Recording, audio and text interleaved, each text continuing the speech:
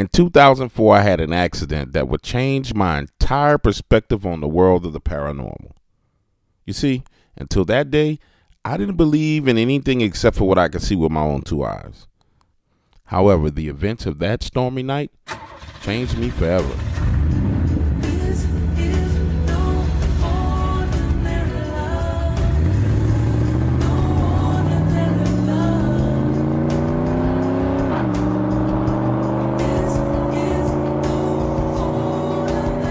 I was driving on one of the back roads headed from Purvis to Hattiesburg, Mississippi. Now, if you've never driven the back roads of Mississippi, we're talking about 2-lane highways, 55-mile-per-hour speed limits, and people doing 60 to 70 miles per hour.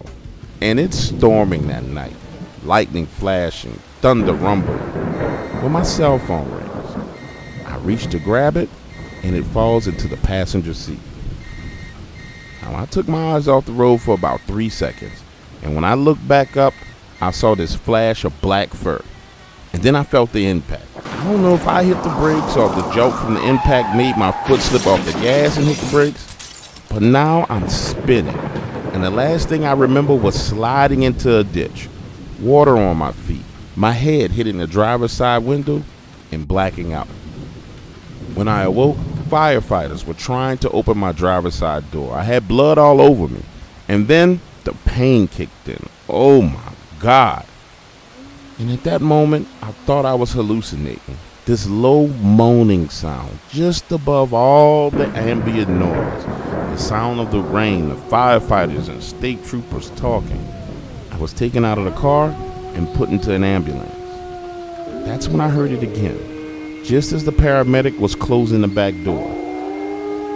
This moaning sound coming from everywhere. And judging from the look on his face, he heard it too.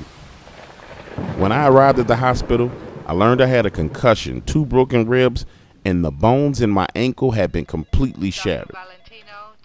About an hour or so later, one of the state troopers comes into my room, and he asked me if I knew what happened. So I repeated to him just what I told you. And that's when this man told me some crazy shit. He said, based on what he saw at the accident site, number one, I shouldn't even be alive. He went on to tell me that he had been on the force for 23 years and he had seen it all, but he had never seen anything like he saw that night. He told me he was the first to the scene, and when he arrived, he noticed something, that based on all the evidence laid out in front of him, my car crashed into that ditch, engine first. And I should have drowned while I was passed out in the driver's seat. He went on to explain to me that somehow between the time I had the accident and the time he arrived on scene, he said that the front end of my car had been lifted up out of the ditch, turned on an angle, and then pushed uphill, shifting the backside of my car deeper into the water-filled ditch. He looked at me with the most serious look I'd ever seen, water still dripping from the brim of his hat, and said, "No man on earth could have done that. I'm not sure what you hit or who you hit, but who or whatever it was, you owe them your life. This incident has plagued me for years, and I've even been back to the site of that accident over and over again, trying to figure out what happened. The best explanation I was able to come up with was, and then for some reason, he decided to turn around and save my life.